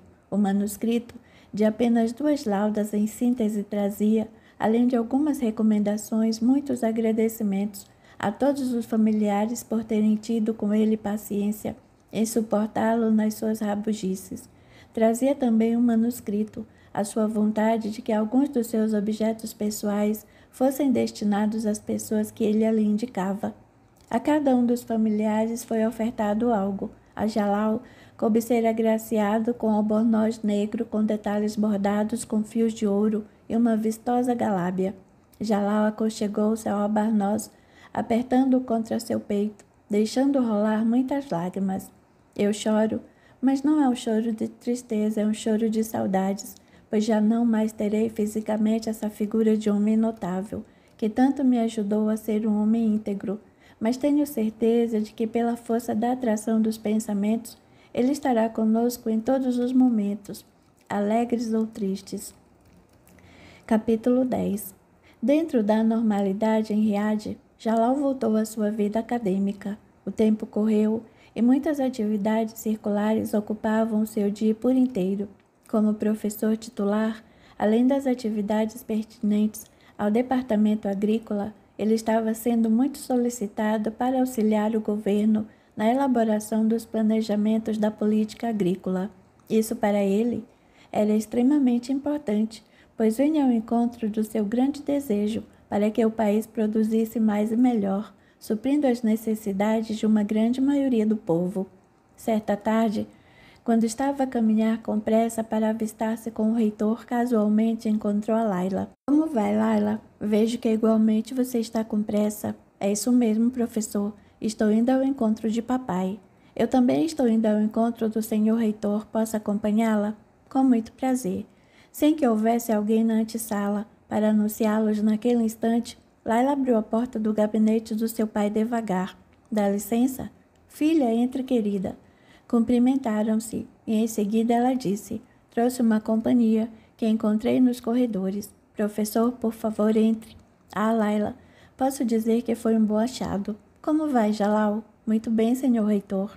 Vejo que está bastante atarefado com esse maço de papéis. Realmente, senhor, estou aqui para colher a sua opinião. Papai, eu também estou aqui para ter a sua opinião sobre o meu trabalho, mas como ele não faz parte do currículo da universidade, deixarei para outro dia. Não, Laila, por favor, você tem preferência. Eu estou aqui todos os dias, poderei ter a opinião do senhor reitor em outra oportunidade. Vamos fazer o seguinte: Laila, leve o seu texto para nossa casa e lá nós estudaremos com mais folga. E quanto a você, Jalal, amanhã vá à minha casa que nós veremos o que poderemos fazer, se eu posso lhe ajudar em alguma coisa. Agora sentem-se, que vou lhe servir um chá e vamos conversar. Papai, posso descobrir-me? Fique à vontade, minha filha.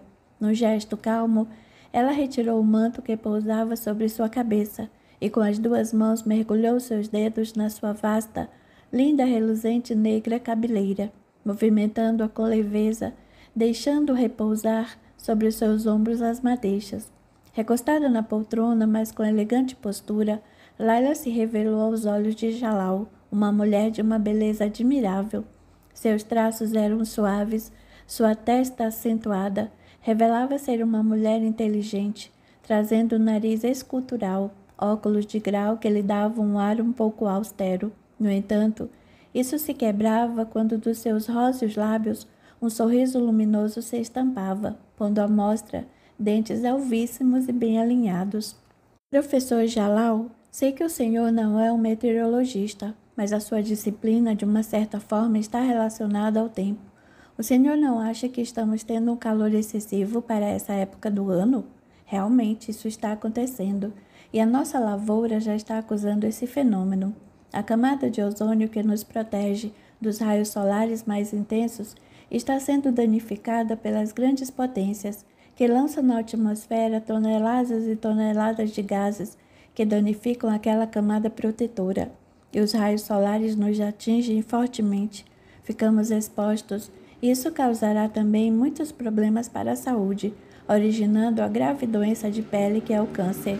É o tal monóxido de carbono que está agindo contra nós, não é?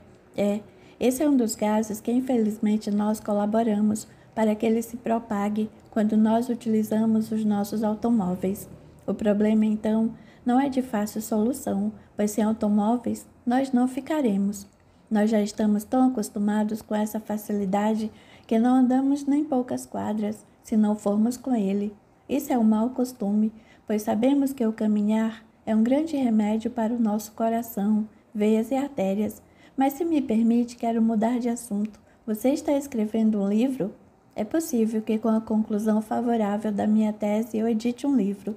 O meu trabalho é sobre literatura, que direciono para os antigos contadores de histórias que nunca deixaram nada escrito, e que muitos escritores espertos tomaram-nas como sendo de suas lavas. Está sendo uma pesquisa muito difícil. Já fui ao Egito, ao Irã, à Jordânia, à Turquia e à Síria, para pesquisar e compilar subsídios. Deixei de ir ao Iraque, porque o clima lá é de muita beligerância. O agradável de tudo isso é que tenho viajado bastante e conhecido culturas variadas, muito embora sejamos todos árabes e também muito preconceituosos em relação ao meu trabalho sendo mulher. Eis aqui o nosso chá. Tenho certeza de que vocês nunca provaram deste.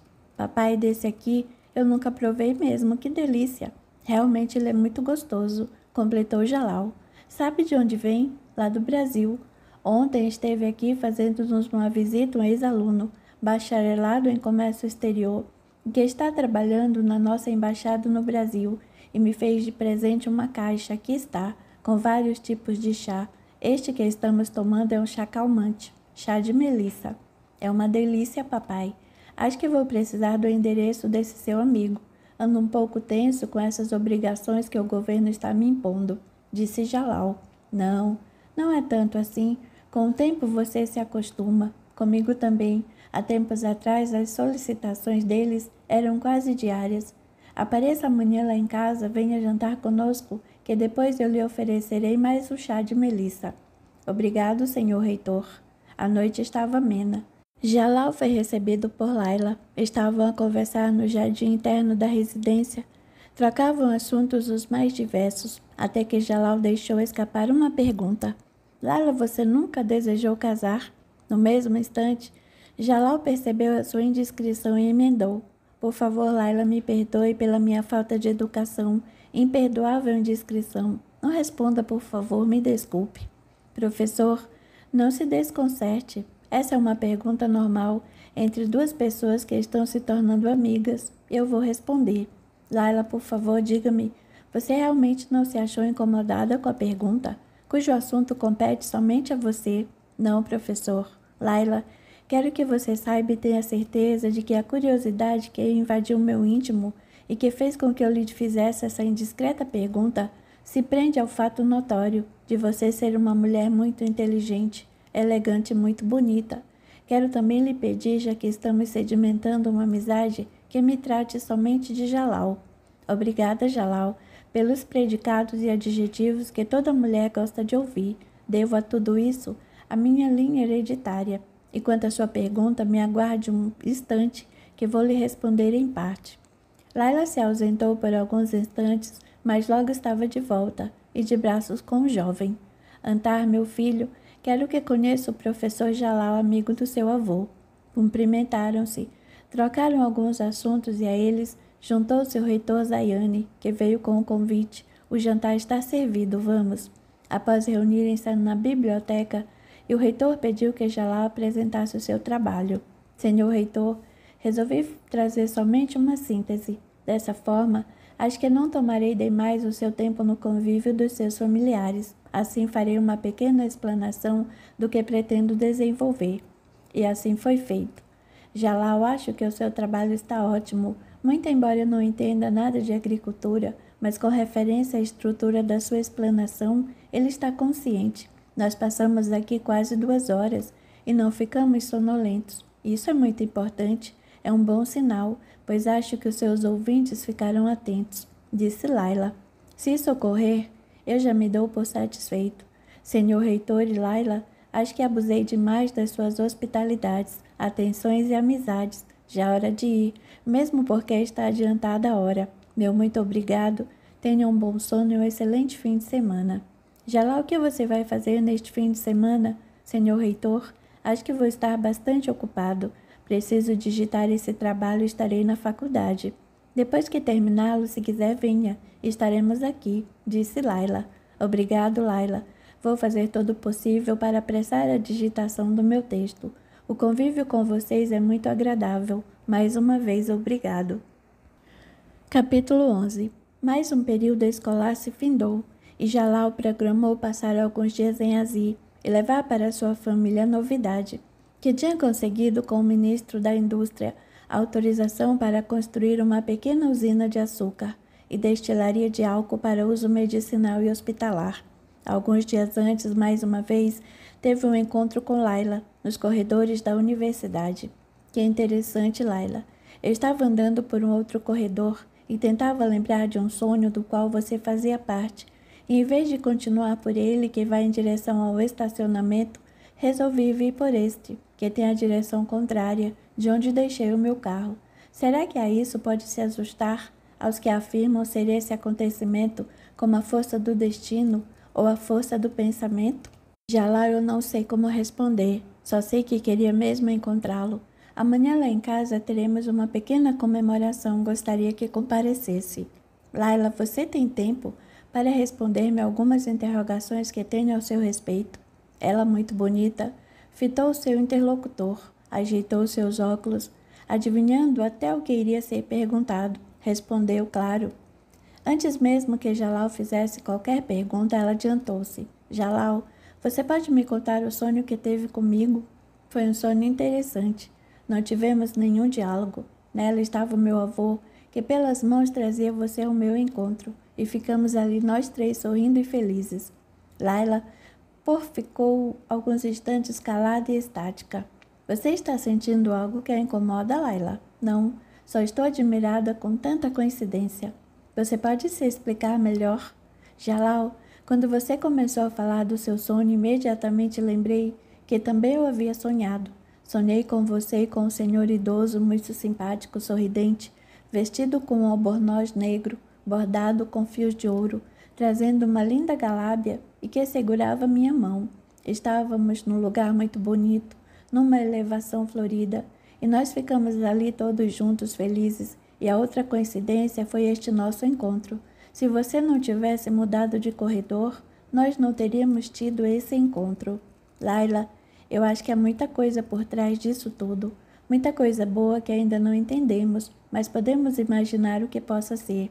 Da minha parte, o que estou constatando já de algum tempo é que eu estou com constância, pensando em você, nos seus predicados de beleza, de elegância e de inteligência. Posso dizer-lhe que eu também, e que nos meus devaneios, na minha fantasia de mulher, você está sempre presente.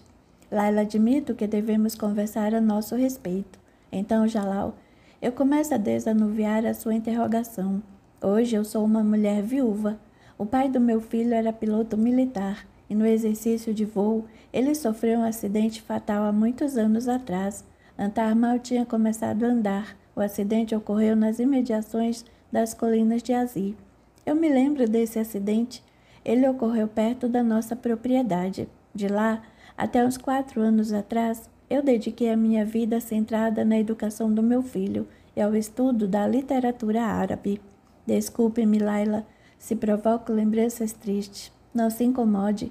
Eu aprendi, depois de algum tempo, a lidar bem com a minha situação de viúva. As pessoas nascem e morrem. Isso acontece em todas as famílias. Quando ocorreu o acidente, eu era jovenzinha, casei muito cedo. Com o apoio dos meus pais, que são pessoas maravilhosas, a quem terei eternamente grata, fui superando as minhas dificuldades de mãe inexperiente. Foram tempos difíceis que passaram. Hoje, com o que está acontecendo comigo, eu percebo que Alá me dá a vida, e a vida me concede o privilégio de novamente ingressar no horizonte onde o sol brilha para o meu destino de mulher. Então, o que tenho que fazer é usufruir dessa existência da melhor maneira, sendo útil à sociedade, principalmente aos meus familiares e àqueles que me são queridos. Sabe de uma coisa, Jalal? Ao estudar e me aprofundar na literatura árabe, muito diversificada e rica, eu me deparei com os ensinamentos sufistas. O sufismo é uma religião árabe persa, sendo a qual a alma é emanação de Deus, tem sua origem em Deus. A alma é uma criação de Deus. Os sultões, divulgadores dessa doutrina, gravaram esses ensinos em versos e peças líricas, propagando primordialmente a união da nossa alma com o Criador, e que jamais devemos renunciar à vida que nos é dada a viver. Eu não sou adepta a essa seita, mas devo admitir que esse é um ponto que me tocou fundo. Entendo então que a minha alma é uma emanação de Deus, e eu estou em união com Ele que é imortal. Eu sou filha dele, portanto, ampliando esse conhecimento para mim, eu também sou imortal. Eu não morrerei. Eu continuarei a existir, com todos os meus conhecimentos, a despeito do meu corpo ser consumido nas areias. Então, Jalal, eu não devo renunciar à vida. Eu quero viver plenamente.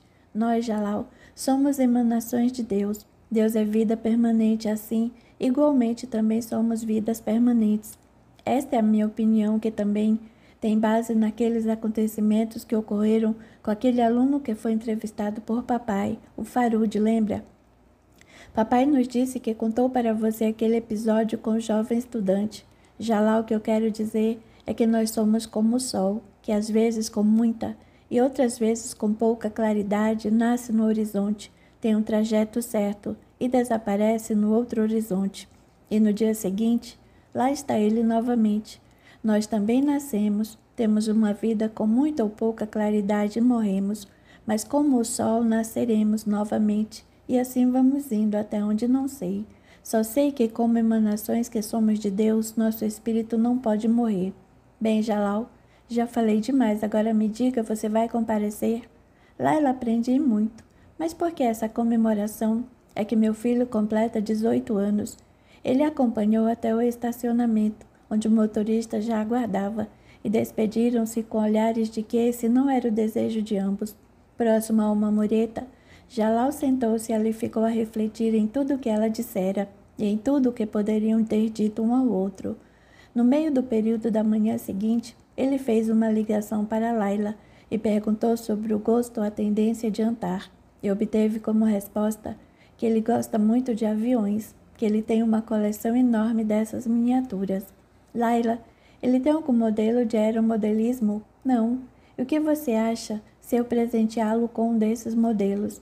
Não estarei avivando uma tendência forte para a aviação por causa da qual você sofreu muito? Por favor, não pense assim. Se ele quiser no futuro pender para essa atividade, eu não interferirei, ao contrário. A prática do aeromodelismo é um lazer. Acho que ele vai gostar. Um pouco antes das 20 horas, Jalal foi recebido pelo reitor Zayane. Cumprimentaram-se efusivamente.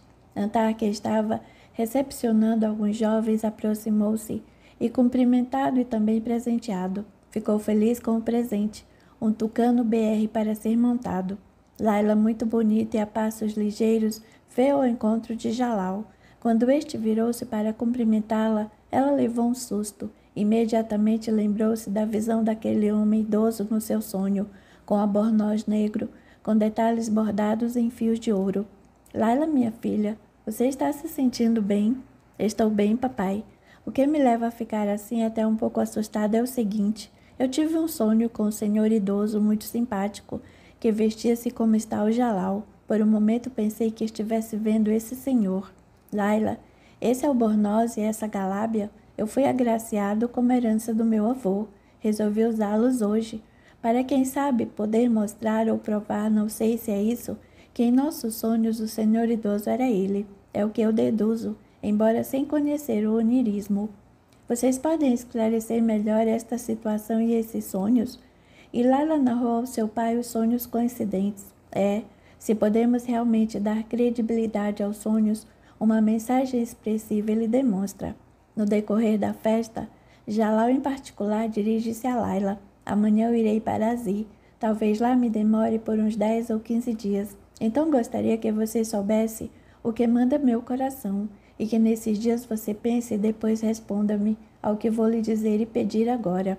Quero lhe dizer, Laila, que estou enamorado de você. Peço então que me aceite como seu pretendente a um futuro matrimônio. Com seu sexto sentido, que toda mulher possui, ela já estava aguardando aquele pedido. Mostrou um largo e lindo sorriso que muito realçava sua beleza e respondeu: Jalal, meu coração me diz que não preciso de 15 dias para avaliar os meus sentimentos com relação a você, e nem preciso de todo esse tempo para lhe responder. Eu aceito que me enamore com vistas ao nosso matrimônio. Espere-me aqui alguns instantes, que eu quero comunicar a nossa resolução ao meu filho. Antar, me dê atenção por os 2 minutos. O que ocorre é o seguinte: eu e o professor Jalal temos conversado e nos entendido, e nisso identificamos que estamos atraídos um pelo outro. Isso quer dizer que a reciprocidade afetiva está se consolidando em nossos íntimos. Posso lhe dizer que nós nos amamos e estamos com planos para o nosso casamento. Antar levemente passa a mão na sua testa e pergunta: já é uma resolução definitiva? É, meu filho. Se nada acontecer daqui para frente que nos separe, é uma resolução definitiva. Vovô sempre comenta que ele é uma pessoa admirável, de raízes simples, que galgou postos com dificuldades, mas que se mantém um homem sem vaidades e sem orgulho, que é um homem trabalhador, estudioso e honesto, e um exemplo a ser seguido. Mamãe, deixe-me abraçá-la. Acho que o professor a fará muito feliz, como bem merece. Ambos chegaram à frente de Jalal de braços dados, e sem nenhuma palavra os 3 se abraçaram. Sejam felizes, disse Antar, que se afastou sorrindo. Laila, vamos ao encontro dos seus pais. Papai e mamãe, Jalal quer fazer-lhes um pedido. Senhor Zayane e senhora Jade, peço os seus consentimentos para namorar a Laila, com o objetivo de, no futuro não muito distante, consociar-me com ela. O que me parece, disse o reitor, é que vocês já se acertaram, e se isso não tivesse acontecido, não seria eu nem a sua mãe que deveríamos consentir. Laila, minha querida, tenho certeza absoluta de que você sabe muito bem a razão desse seu passo e que, de uma certa forma, vá ao encontro do meu desejo, pois admiro o homem que escolheu.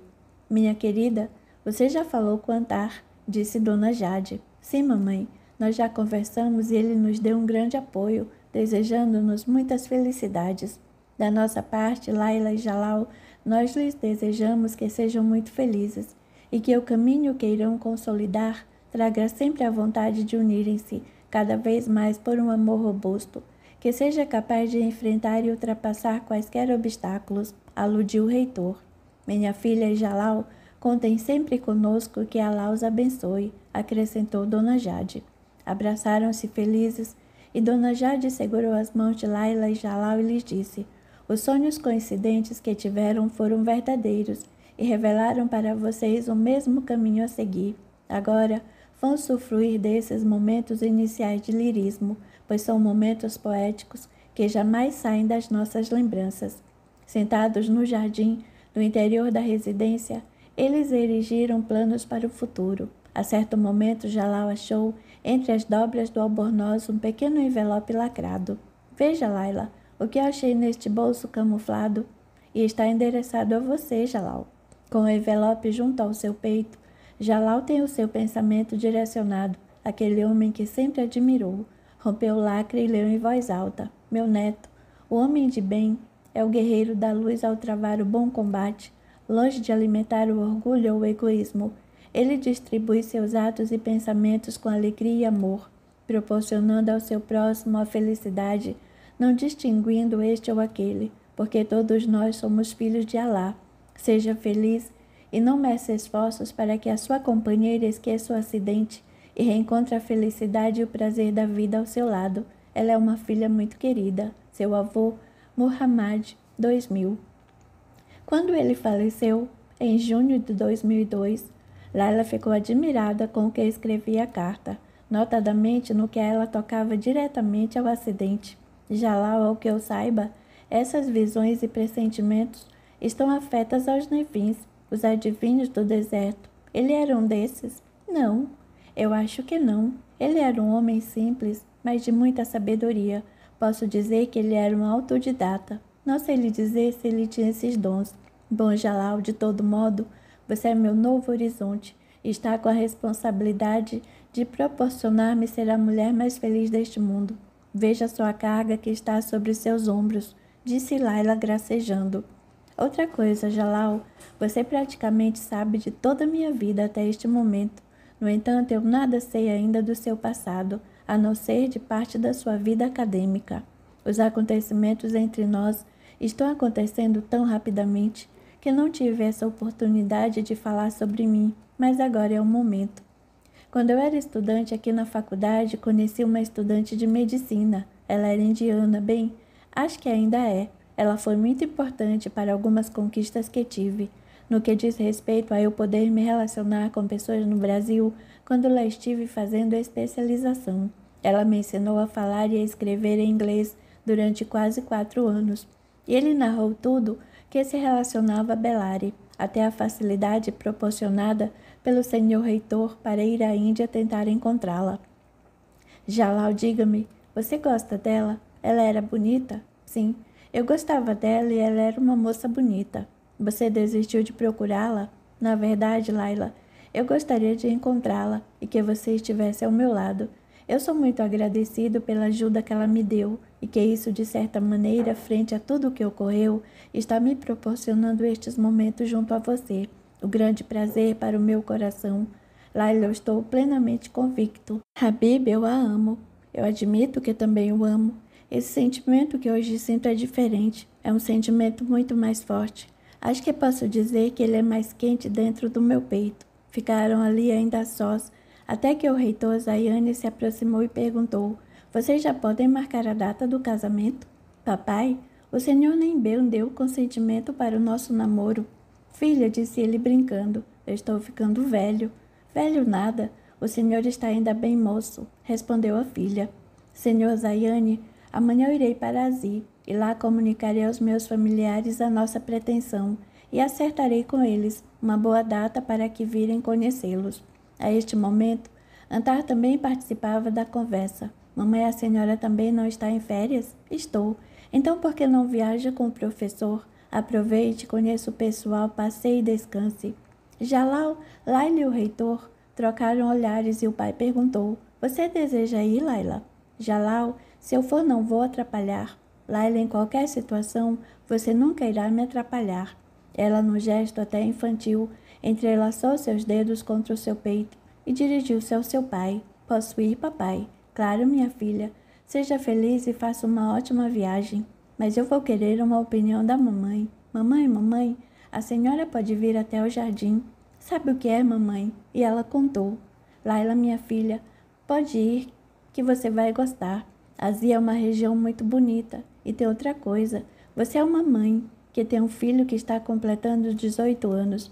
Ninguém poderá censurá-la por viajar com seu futuro esposo. Vocês viajarão de carro ou de avião? Acho melhor irmos de avião até Jeddah. Lá alugaremos um automóvel. Então, disse a senhora Jade, peguem o telefone e já reservem as passagens. Jalal, é bom ir se acostumando, que mamãe é muito prática e expedita. Já o papai, por força do cargo, às vezes é cerimonioso. E ela, por força de ser dona de casa, é essencialmente pragmática. Nessa mesma noite, Jalal telefonou para o seu pai e comunicou que estaria no dia seguinte viajando para Azi e que em sua companhia iria sua futura esposa. Mas o que é isso, filho? Você vai casar? É isso mesmo que eu lhe disse, futura esposa. Amanhã nos contaremos mais detalhes. Boa noite, papai.